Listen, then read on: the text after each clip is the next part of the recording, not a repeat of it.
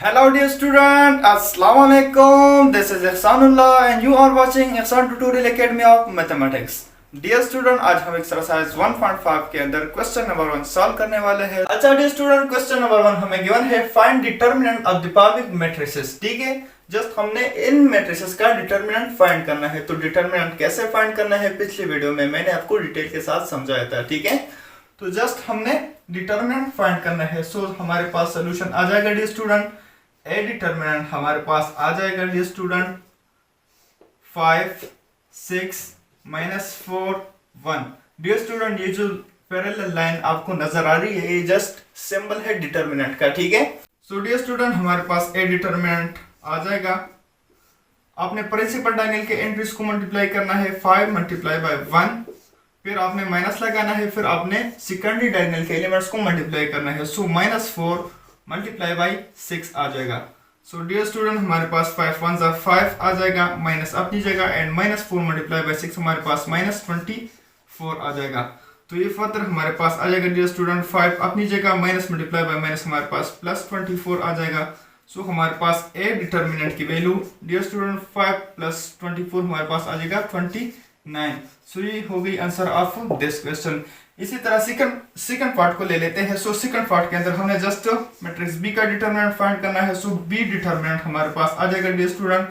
अपने principal diagonal के entries को मल्टीप्लाई करना है। सो 4 × 13, फिर माइनस लगाना है। ठीक है, फिर आपने सेकेंडरी डायगोनल के एलिमेंट्स को मल्टीप्लाई करना है। सो 5 × -2 आ जाएगा। सो हमारे पास 4 × 13 हमारे पास आ जाएगा 52, माइनस अपनी जगह 5 × -2 हमारे पास आ जाएगा -10। सो हमारे पास 52 अपनी जगह माइनस मल्टीप्लाई बाय माइनस हमारे पास प्लस आ जाएगा और ये हमारे पास आ जाएगा 10। So dear student B determinant की वैल्यू हमारे पास आ गई 52 + 10 हमारे पास आ जाएगा 62। तो ये होगी आंसर ऑफ दिस क्वेश्चन। इसी तरह पार्ट 3 को ले लेते हैं। सो सोल्यूशन हमारे पास आ जाएगा डियर स्टूडेंट सी डिटरमिनेंट की वैल्यू हमारे पास आ जाएगा डियर स्टूडेंट 11 × 5 हमारे पास आ जाएगा 55, माइनस अपनी जगह -6 × 7 हमारे पास आ जाएगा -42। सो 55 अपनी जगह and minus multiply by minus हमारे पास आ जाएगा +42। आपने जस्ट इसको ऐड करना है। सो 5 + 2 हमारे पास आ जाएगा 7 एंड 4 + 5 हमारे पास आ जाएगा 9। सो सी डिटरमिनेंट की वैल्यू हमारे पास आ गई 97। ये होगी आंसर ऑफ दिस क्वेश्चन। इसी तरह इस पार्ट को देख लिया। सो सोल्यूशन हमारे पास आ जाएगा डियर स्टूडेंट डी डिटरमिनेंट हमारे पास आ जाएगा 5 × -9 हमारे पास आ जाएगा -45। ठीक है, फिर माइनस फॉर्मूले के अंदर है एंड -8 × 6 हमारे पास आ जाएगा -48। सो हमारे पास डियर स्टूडेंट -45 अपनी जगह and minus multiply by minus हमारे पास आ जाएगा 48। सो डी डिटरमिनेंट की वैल्यू हमारे पास आ जाएगी -45 + 48 हमारे पास आ जाएगा 3। ये होगी आंसर ऑफ दिस क्वेश्चन। इसी तरह मजीद पार्ट को देख लेते हैं। ठीक है, अच्छा डियर स्टूडेंट इसी तरह पार्ट 5 को देख ले। सो हमारे पास सोल्यूशन आ जाएगा ई डिटरमिनेंट हमने फाइंड करना है। सो ई डिटरमिनेंट हमारे पास आ जाएगा। प्रिंसिपल डायगोनल के एंट्रीज को मल्टीप्लाई करना है। सो 2p × -s, फिर फार्मूले के अंदर माइनस है एंड फिर आपने सेकेंडरी डायगोनल के एलिमेंट्स को मल्टीप्लाई करना है। सो r × -3 ठीक है डियर स्टूडेंट। सो ये हमारे पास आ जाएगा प्लस मल्टीप्लाई बाय माइनस हमारे पास आ जाएगा -2p × s हमारे पास आ जाएगा 2ps, फिर माइनस अपनी जगह एंड r × -3 हमारे पास आ जाएगा -3r। ठीक है डियर स्टूडेंट, तो ये हमारे पास आ जाएगा -2ps minus multiply by minus हमारे पास आ जाएगा प्लस और ये हमारे पास आ जाएगा 3r। सो ये हो गई ई डिटरमिनेंट की वैल्यू। इधर एक बात को समझना जरूरी है डियर स्टूडेंट, अगर हमारे पास कोई रियल नंबर होता तो हमारे पास जैसे हमारे पास 2 × 3 हमारे पास आता है 6। ठीक है, तो इधर हमारे पास रियल नंबर के बजाय अल्फाबेट्स गिवन है। ठीक है, सो इसका मल्टीप्लिकेशन जस्ट आपने ऑर्डर देना है। ठीक है, जब भी आपने किसी अल्फाबेट्स का मल्टीप्लिकेशन करना है तो आपने जस्ट उसको ऑर्डर में लिखना है। ठीक है, क्योंकि ये हमारे पास कोई रियल नंबर तो है नहीं जिसको हम मल्टीप्लाई करके हमारे पास कोई रियल नंबर आ जाए। तो आपने जस्ट अल्फाबेट को तरतीब के साथ लिखना है मल्टीप्लिकेशन के अंदर, ये बात आपने याद रखनी है। ठीक है, इसी तरह 6 पार्ट को ले लेते हैं। सो इसमें हमने एफ डिटरमिनेंट फाइंड करना है। सो एफ डिटरमिनेंट हमारे पास आ जाएगा स्टूडेंट प्रिंसिपल डायगोनल के एंट्रीज को मल्टीप्लाई कर लिया। सो 1 × 1 आ जाएगा, फिर आप सेकेंडरी डायगोनल के एंट्रीज को मल्टीप्लाई कर लिया, सो 0 मल्टीप्लाई बाय 0 आ जाएगा। तो ये हमारे पास जस्ट एफ डिटरमिनेंट की वैल्यू आ जाएगी, 1 मल्टीप्लाई बाय 1 हमारे पास 1 आ जाएगा, एंड माइनस 0 मल्टीप्लाई बाय 0 हमारे पास 0 आ जाएगा। सो हमारे पास ये 1 आ जाएगा इसका आंसर, ठीक है। इसी तरह 7 पार्ट को ले लेते हैं। 7 पार्ट के अंदर हमने जी डिटरमिनेंट को फाइंड करना है, तो सोल्यूशन हमारे पास आ जाएगा डियर स्टूडेंट, जी डिटरमिनेंट हमारे पास आ जाएगा प्रिंसिपल डायगोनल के एंट्रीज को मल्टीप्लाई कर दे, सो 6 मल्टीप्लाई बाय -3 आ जाएगा, माइनस अपनी जगह -1 मल्टीप्लाई बाय -11 आ जाएगा, ठीक है डियर स्टूडेंट। तो ये हमारे पास आ जाएगा 6 मल्टीप्लाई बाय -3 हमारे पास आ जाएगा -18, और ये हमारे पास माइनस अपनी जगह -1 मल्टीप्लाई बाय -11 हमारे पास आ जाएगा +11। अब मजीद ये हमारे पास -18 अपनी जगह माइनस मल्टीप्लाई बाय +11 हमारे पास आ जाएगा -11। सो जी डिटरमिनेंट की वैल्यू हमारे पास आ जाएगी -18, और ये हमारे पास आ जाएगी -11। सो 8 + 1 हमारे पास आ जाएगा 9, 1 + 1 हमारे पास आ जाएगा 2, सो ये हमारे पास आ जाएगा -29 इसका आंसर, ठीक है। इसी तरह लास्ट पार्ट को देख ले। सो लास्ट पार्ट के अंदर हमने एच डिटरमिनेंट को फाइंड करना है। सो सोल्यूशन हमारे पास आ जाएगा डियर स्टूडेंट, एच डिटरमिनेंट हमारे पास आ जाएगा AC मल्टीप्लाई बाय B आ जाएगा, AC मल्टीप्लाई बाय B आ जाएगा, -0 मल्टीप्लाई बाय 0 आ जाएगा।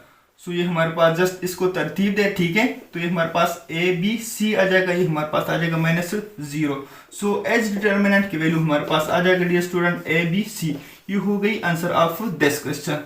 So dear student, I hope आपको समझ आया होगा कि हमने डिटरमिनेंट को कैसे फाइंड करना है। जस्ट आपने प्रिंसिपल डायगोनल के एलिमेंट्स को मल्टीप्लाई करना है, फिर आपने माइनस लगाना है, फिर आपने सेकेंडरी डायगोनल को मल्टीप्लाई करना है, फिर आपने उसको ऐड और सब्ट्रैक्ट करना है, ठीक है। तो रिक्वायर्ड आंसर हमारे पास होती है डिटरमिनेंट ऑफ डेट मैट्रिक्स। अच्छा डियर स्टूडेंट, ये वाली क्वेश्चन का जो आंसर था ये आउट ऑफ फोकस था। सो एच डिटरमिनेंट की वैल्यू हमारे पास आ गई ABC, ठीक है। तो ये आपने याद रखना है, ठीक है। अच्छा डियर स्टूडेंट, एक्सरसाइज 1.5 के अंदर क्वेश्चन नंबर 2 हमें गिवन है कि फाइंड करें कि कौन सा मैट्रिक्स हमारे पास सिंगुलर है एंड कौन सा मैट्रिक्स हमारे पास नॉन सिंगुलर है।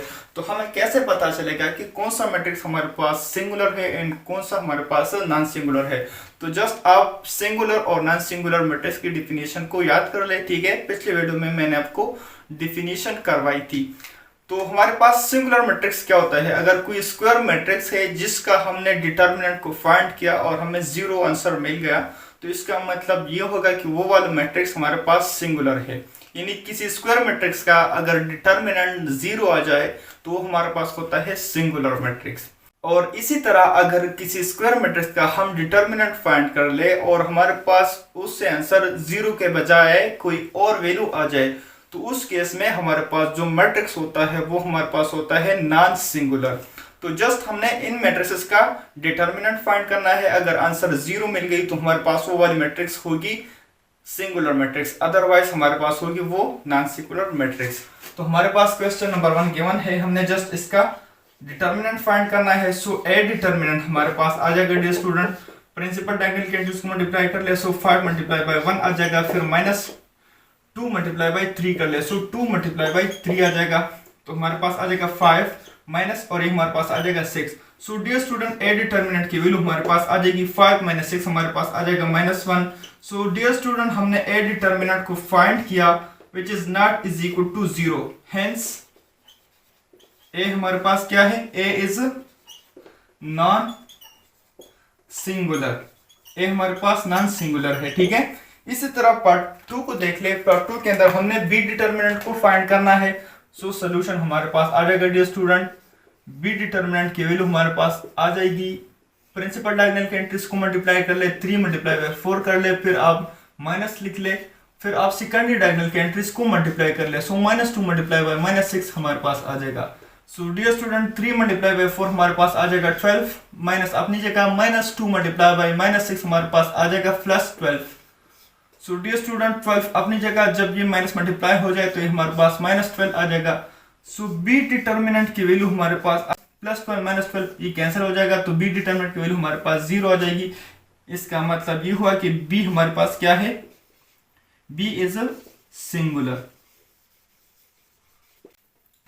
अच्छा डियर स्टूडेंट, पार्ट 3 को देख ले।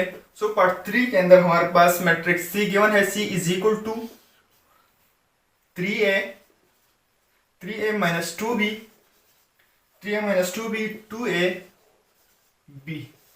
सो डियर स्टूडेंट जस्ट सी का डिटर्मिनेंट फाइंड कर लिया। सो सी डिटर्मिनेंट हमारे पास आ जाएगा डियर स्टूडेंट, प्रिंसिपल डायगोनल के एंट्रीज को मल्टीप्लाई कर लिया। So 3a multiply by b आ जाएगा, माइनस अपनी जगह 2a multiply by 2a multiply by minus 2a multiply by minus 2b आ जाएगा। So dear student 3a multiply by b हमारे पास 3ab आ जाएगा, माइनस अपनी जगह 2 मल्टीप्लाई बाई माइनस 2 हमारे पास माइनस 4 आ जाएगा, and a multiply by b हमारे पास ab आ जाएगा। सो डियर स्टूडेंट 3ab अपनी जगह माइनस मल्टीप्लाई बाई माइनस हमारे पास प्लस आ जाएगा, एंड ये हमारे पास आ जाएगा 4ab। So dear student C determinant की वैल्यू हमारे पास आ जाएगी 3ab प्लस 4ab हमारे पास आ जाएगा 7ab। It is the required answer. So dear student हमने सी डिटरमिनेंट को फाइंड किया और हमें जीरो के अलावा कोई और वैल्यू मिल गई, तो इसका मतलब ये हुआ कि सी इज नॉन सिंगुलर। सी हमारे पास क्या है, नॉन सिंगुलर है। इसी तरह लास्ट पार्ट को देख ले डियर स्टूडेंट। तो पार्ट 4 हमें गिवन है d इज इक्वल टू -3 6 -4। सो हमें सोल्यूशन में डी डिटर्मिनेंट को फाइंड करना है। सो डी डिटर्मिनेंट हमारे पास आ जाएगा, प्रिंसिपल डायगोनल के एंट्रीज को मल्टीप्लाई कर ले। सो -3 मल्टीप्लाई बाई -4 आ जाएगा, माइनस अपनी जगह, एंड 2 मल्टीप्लाई बाई 6 हमारे पास आ जाएगा। सो 2 मल्टीप्लाई बाई 6 आ जाएगा। सो -3 मल्टीप्लाई बाई -4 हमारे पास +12 आ जाएगा डियर स्टूडेंट, माइनस अपनी जगह, एंड 2 मल्टीप्लाई बाई 6 हमारे पास 12 आ जाएगा। सो हमारे पास 12 से हमारे पास आंसर 0 आ जाएगा। सो हमने डी डिटर्मिनेंट को फाइंड किया और हमें आंसर 0 मिल गई। Hence D is singular matrix. अच्छा डियर स्टूडेंट, क्वेश्चन नंबर 3 के अंदर हमने जस्ट एडजेंट को फाइंड करना है। तो एडजेंट हमने किसी स्क्वायर मैट्रिक्स का कैसे फाइंड करना है, हमने जस्ट प्रिंसिपल डायगोनल के जो एंट्रीज है, जो एलिमेंट्स है, उसका पोजीशन आपने चेंज करना है एडजेंट के अंदर, ठीक है। और जो सेकेंडरी डायगोनल के एलिमेंट्स है उसका जस्ट अपने साइन चेंज करना है, ठीक है dear student. So question number 1 का सोल्यूशन हमारे पास आ जाएगा डियर स्टूडेंट।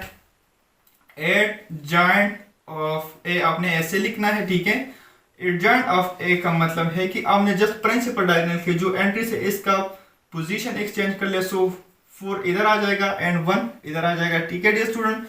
इसी तरह सेकेंडरी डायगोनल के जो एंट्रीज है इसका साइन अब चेंज कर लिया। सो ये हमारे पास +2 है, तो ये एडजेंट के अंदर हमारे पास -2 आ जाएगा। इसी तरह ये +3 है, तो एडजेंट के अंदर ये हमारे पास -3 आ जाएगा। तो ये हो गई आंसर ऑफ दिस क्वेश्चन, ठीक है। इसी तरह पार्ट 2 को ले ले। सो पार्ट 2 के अंदर हमने just adjoint of B find करना है। सो एडजेंट ऑफ बी हमारे पास आ जाएगा डियर स्टूडेंट।